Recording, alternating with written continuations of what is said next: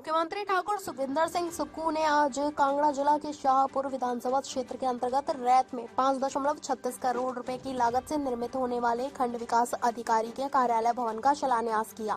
इस अवसर पर एक विशाल जनसभा को संबोधित करते हुए मुख्यमंत्री ने कहा कि वर्तमान सरकार ने अपने 1 वर्ष के कार्यकाल में 3 गारंटियां पूरी की हैं, जबकि पिछली भाजपा सरकार ने अपने 5 साल के कार्यकाल में केवल मात्र प्रदेश की जनता को ठगने का ही कार्य किया।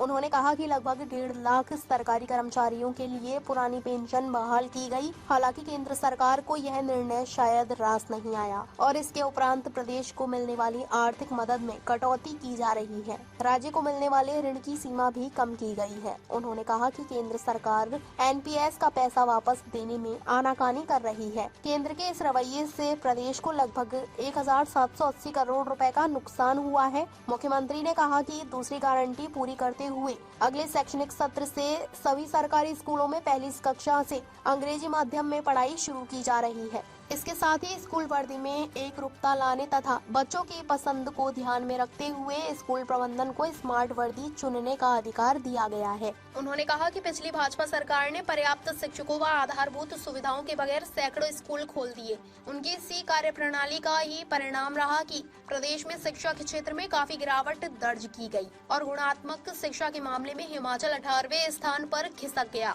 उन्होंने कहा कि व्यवस्था परिवर्तन की भावना से कार्य कर रही वर्तमान सरकार शिक्षा क्षेत्र में सुधार की दिशा में ठोस कदम उठा रही है। हमारा प्रयास है कि भविष्य की चुनौतियों के अनुरूप सरकारी स्कूलों में विद्यार्थियों को आगे बढ़ने का मौका मिलना चाहिए। इसके दृष्टिगत प्रत्येक विधानसभा क्षेत्र में Rajiv Gandhi model day boarding school स्थापित करने के साथ ही सूचना प्रौद्योगिकी आधारित आधुनिक पाठ्यक्रम शुरू किए जा रहे हैं। कांगड़ा से विजय समियाल की रिपोर्ट। जब मैं केवल सिंह पठानिया जी की बात को सुन रहा था तो कहा कि मैं इस स्कूल से पढ़ा हुआ हूँ। हम सब लोग गवर्नमेंट स्कूल से पढ़े हुए हैं, लेकिन पिछले दिनों जब मैं शिक्षा विभाग की बैठक ले रहा था तो जो बच्चों का शिक्षा का स्तर है उसमें थोड़ी गिरावट आई।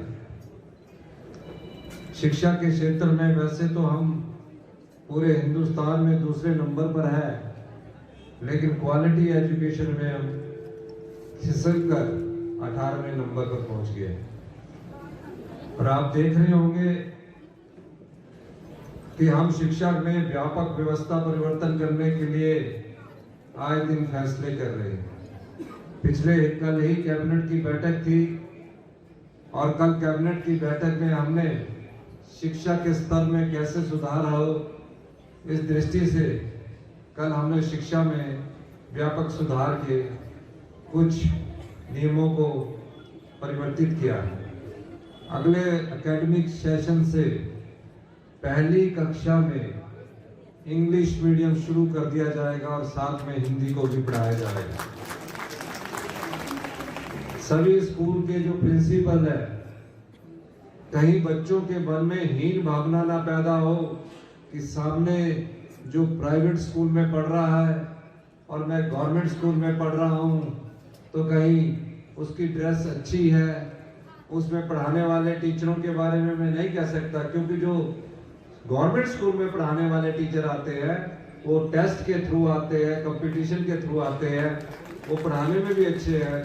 तो उनको एक अधिकार दिया गया है शिक्षा के प्रिंसिपल को कि वो अपने लेवल पर एसएमएससी के अध्यक्ष के द्वारा और अपने लेवल पर अगले साल से स्कूल की अपनी 6 ड्रेसों में से एक ड्रेस का चयन कर सकता है।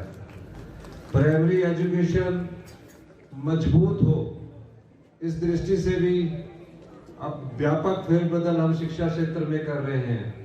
ये बात मैं इसलिए कह रहा हूँ कि जो भविष्य की चुनौती है, अगर उसके साथ हम अपने बच्चों को आगे बढ़ने का मौका नहीं देंगे तो हमारा शिक्षा क्षेत्र में हमारे जो छात्र छात्राएं पढ़ रही हैं वो भी सही ढंग से नहीं पढ़ पाएंगे और एक आत्मविश्वास की कमी उनके मन में रह जाएगी। हम खुद गवर्नमेंट स्कूल से पढ़े हैं। जब हम गवर्नमेंट स्कूल से पढ़े हैं और आप आज ये कल्पना कर सकते हैं कि गवर्नमेंट स्कूल से पढ़ा हुआ एक छात्र आज प्रदेश का मुख्यमंत्री बन सकता है और दूसरा इस क्षेत्र का विधायक बन सकता है, तो राजनीति के क्षेत्र में भी आपका आत्मविश्वास और अधिक आपको बल देगा। ताज़ा खबरों से जुड़े रहने के लिए हमारे चैनल को सब्सक्राइब करें और बेल आइकन को दबाना ना भूलें, ताकि हर खबर की नोटिफिकेशन आपको मिलती रहे।